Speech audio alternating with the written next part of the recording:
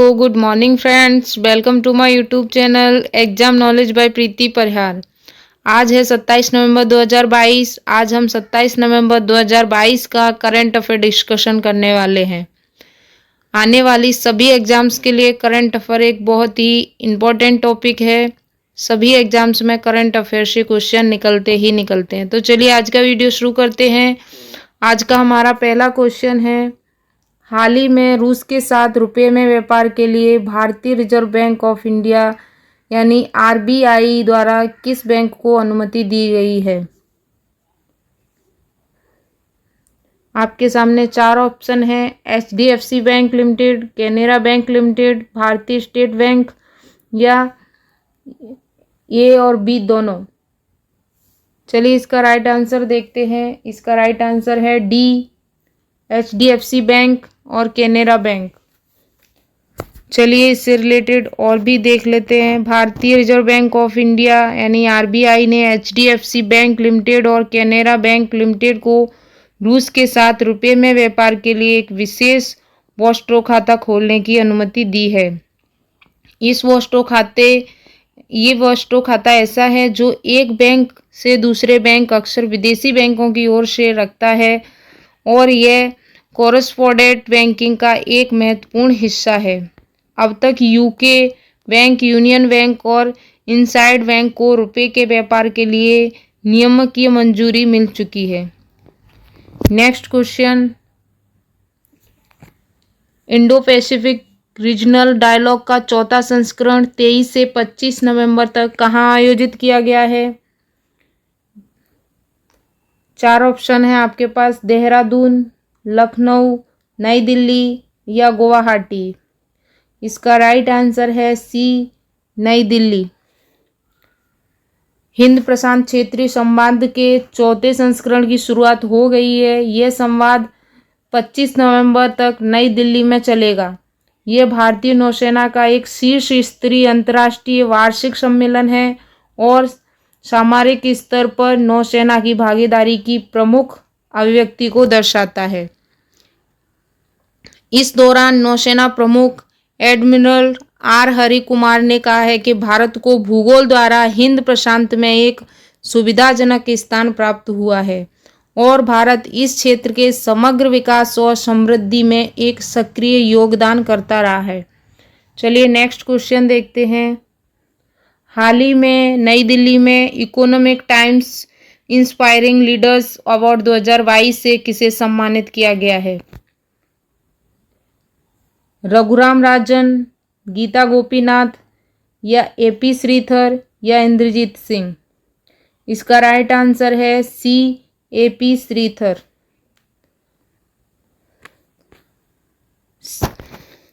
संग्रहालय निर्माता एपी श्रीधर को दिल्ली में economic times inspiring leaders award 2022 से सम्मानित किया गया है। यह एपी श्रीधर एक स्वशिक्षित कलाकार और संग्रहालय निर्माता हैं। उन्हें दुनिया भर में 72 से अधिक शो और प्रदर्शन का संचालन करने के लिए जाना जाता है। एपी श्रीधर को दुनिया के पहले लाइव आर्ट म्यूजियम के निर्माता के रूप में भी जाना जाता है। नेक्स्ट क्वेश्चन, हाल ही में किस देश की संसद ने भारत के साथ फ्री ट्रेड एग्रीमेंट पारित किया है? अमेरिका, रूस, ब्रिटेन या ऑस्ट्रेलिया। इसका राइट आंसर है ऑस्ट्रेलिया ने। ऑस्ट्रेलिया संसद ने भारत के साथ मुक्त व्यापार समझौते एफटीए को मंजूरी दे दी है। अब दोनों देश आपसी सहमति से फैसला करेंगे कि वह समझौता किस तरीके से लागू होगा। ऑस्ट्रेलिया के प्रधानमंत्री एंथनी एल्बनीज ने एक ट्वीट में यह जानकारी दी है। उन्होंने लिखा है कि ये एक बड़ी खबर है, भारत के साथ हमारा मुक्त व्यापार समझौता संसद से पारित हो गया है। भारत ऑस्ट्रेलिया आर्थिक सहयोग और व्यापार समझौते को लागू करने से पहले ऑस्ट्रेलियाई संसद द्वारा मंजूरी की आवश्यकता थी। भारत ने इस तरह के समझौते को केंद्रीय मंत्रिमंडल मंजूरी देता है। नेक्स्ट क्वेश्चन, हाल ही में डे लाइट इंडिया की एक रिपोर्ट में कहा गया है कि वित्त वर्ष 2022-23 में भारत की आर्थिक वृद्धि 6.5% से 7.1% होने की संभावना है। डे लाइट का मुख्यालय किस देश में स्थित है? लंदन, न्यूयॉर्क, पेरिस या मेलबर्न? इसका राइट आंसर है ए, लंदन में। 20 नवंबर 2022 को डे लाइट इंडिया की एक रिपोर्ट में कहा गया है कि वित्त वर्ष 2022-23 में भारत की आर्थिक वृद्धि 6.5% से 7.1% होने की संभावना है। डे लाइट को उम्मीद है कि कच्चे तेल और औद्योगिक कच्चे माल की कीमतों में संभावित नरमी के कारण 2022-23 के मध्य तक वैश्विक कीमतें कम हो जाएंगी, जिससे घरेलू मुद्रास्फीति पर दबाव कम होगा। वित्त वर्ष 2021-22 में भारत के सकल घरेलू उत्पादन यानी जीडीपी में 8.7% की वृद्धि हुई थी। नेक्स्ट क्वेश्चन, 9वीं भारतीय यूरोपीय संघ विदेश नीति और सुरक्षा परामर्श कहाँ आयोजित किया गया है? जयपुर, नई दिल्ली, हैदराबाद या भोपाल? इसका राइट आंसर है बी, नई दिल्ली में। 9वीं भारतीय यूरोपीय संघ विदेश नीति और सुरक्षा परामर्श 22 नवंबर 2022 को नई दिल्ली में आयोजित किया गया है। दोनों पक्षों ने साइबर सुरक्षा, आतंकवाद का मुकाबला और समुद्री सुरक्षा सहित भारत और यूरोपीय संघ के बीच विभिन्न संस्थागत तंत्रों के कामकाज की समीक्षा की है। यूरोपीय संघ की स्थापना 1 नवंबर 1993 में हुई थी।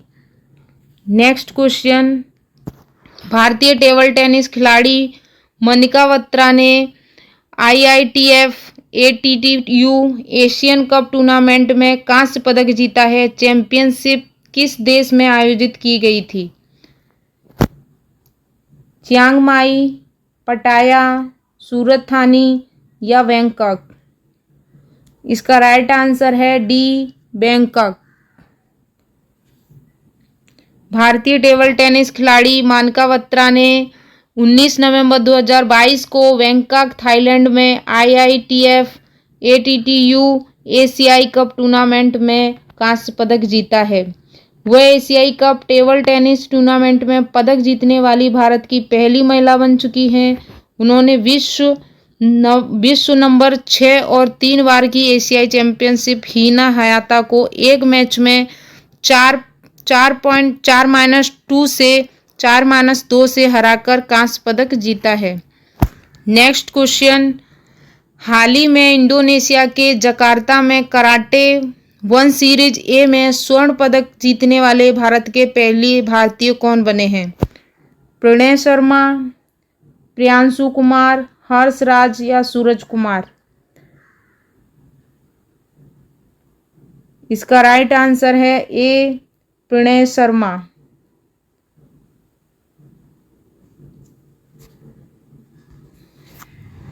भारतीय कराटे स्टार प्रणय शर्मा 20 नवंबर 2022 को इंडोनेशिया के जकार्ता में कराटे 1 सीरीज ए में स्वर्ण पदक जीतने वाले भारत के पहले भारतीय बने हैं।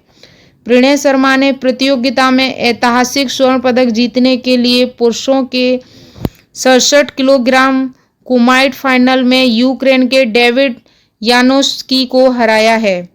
कराटे 1 सीरीज ए में दुनिया भर में कई प्रथम श्रेणी के अंतर्राष्ट्रीय टूर्नामेंट में शामिल हैं। नेक्स्ट क्वेश्चन, हाल ही में अमेरिका के सिंसिनाटी में प्रॉक्टर एंड गैबल P&G द्वारा किस कंपनी को partner of the year 2022 award से सम्मानित किया गया है? Max India private limited, Matrix India private limited या super Max India private limited या Max Pro India private limited? इसका राइट आंसर है B, Max India Matrix India private limited. Matrix business service India private limited को अपनी व्यावसायिक प्रक्रियाओं को बदलने में योगदान के लिए सिंसिनाटी यूएसए में प्रॉक्टर एंड गैबल द्वारा पार्टनर ऑफ द ईयर 2022 से सम्मानित किया गया है।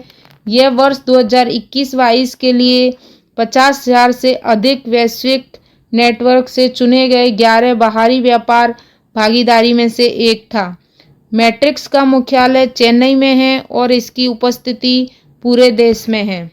नेक्स्ट क्वेश्चन, हाल ही में किस पत्रकार को कोविड-19 राहत प्रयासों हेतु जयपुर फूड यूएसए पुरस्कार से सम्मानित किया गया है?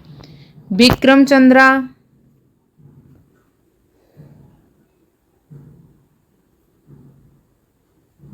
चंद्रा, राजीव मनसद, प्रणय राय या दानिश मंजूर भट्ट?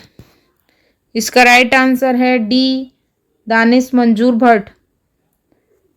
भारत के एक पत्रकार को कोविड-19 महामारी की दूसरी घातक लहर के दौरान प्रभावित लोगों की मदद करने के प्रयासों के लिए मानवीय पुरस्कार से सम्मानित किया गया है। मूल रूप से कश्मीर घाटी के रहने वाले दानिश मंजूर भट्ट ने को न्यूयॉर्क में भारत के महावाणिज्य दूतावास में आयोजित एक समारोह में इस सप्ताह जयपुर फूड यूएसए के पहले वैश्विक मानवीय पुरस्कार से सम्मानित किया गया है। आज का सेशन यहीं ख़त्म होता है। वीडियो कैसा लगा कमेंट करके ज़रूर बताएं। जय हिंद, जय भारत।